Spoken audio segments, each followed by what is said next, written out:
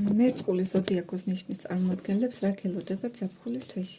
არ დავიწყეთ ბალანსისთვის ვიდეოს დალაიქება მერწყულებო და კომენტარში თქვენი სიყვარულის გამოხატვა. ჯერ ზოგად ტენდენციებს დავიწყებ და გეტყვით, რომ გამარჯვება და წარმატება გიჩვენთ რაღაც ესეთ სიტუაციაში, რომელიც შეიძლება მამაკაცთან იყოს დაკავშირებული ან ოფიციალურ ორგანოსთან. თითქოს აქ რაღაცა წინსვლა უნდა გამოგივიდეთ და რაღაცა შანსი უნდა მიიღოთ და აღიარება მოიპოვოთ ის, რაც რისთვის შეიძლება დიდი ხანია იბრძვით. არის შანსი, რომ დაგილაგდეთ ზაფხულის პერიოდში და თქვენი გაიტანოთ, თქვენსას მიაღწიოთ, წარმატებისკენ მიდიხართ. ფინანსებს რაც შეეხება, საკმაოდ პოზიტიური ფინანსური პერიოდი გიჩვენთ მერწყულებს.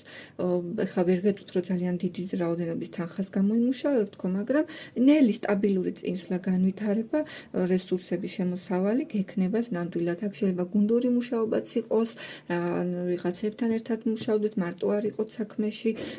პერიოდი კარგი გიქნება. შედეგს ნამდვილად დადებთ, თუ უბრალოდ არის, რომ ჩქარი შედეგი არ არის, მაგრამ ნელ-ნელა სტაბილურად, ეტაპობრივად წინ მიიწევთ და ვითარდებით. რაც შეეხება პირად სასიყვარულო ურთიერთობას, პირადში ცოტა დაღლილები შეიძლება იყოთ.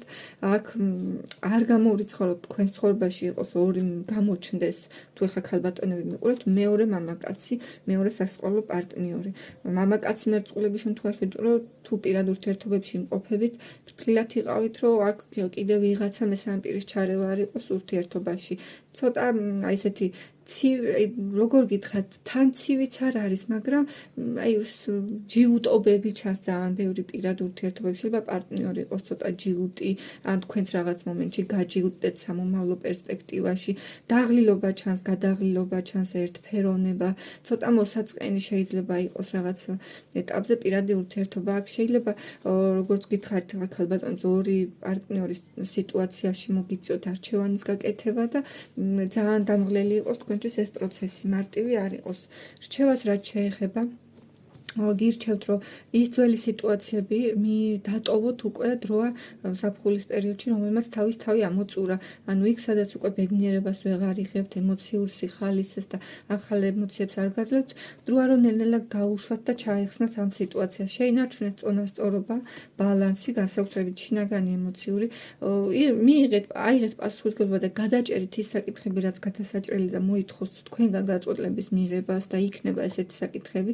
დაელოდებით სხვა როდის გადაწყვეტს თქვენს ნაცვლად რაიმე საკითხს. ვიყავით რაციონალურები, საღად განსაჯეთ ნებისმიერი პრობლემა და სიტუაცია, რაც შეიძლება თქვენს ცხოვრებაში წარმოიშვას.